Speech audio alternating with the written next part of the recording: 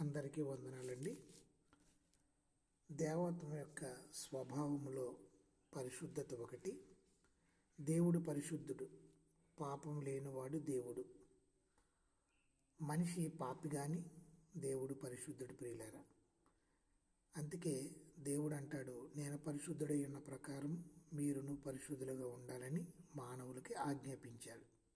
దేవుడు నీతిమంతుడు, న్యాయమంతుడు.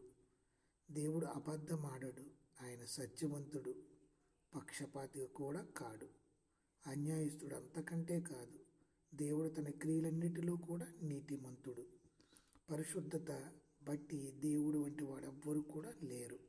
ఆయనే దేవుడై ఉన్నాడు. మానవుడు పాపి అయి ఉన్నాడు కానీ దేవుడు పరిశుద్ధుడు.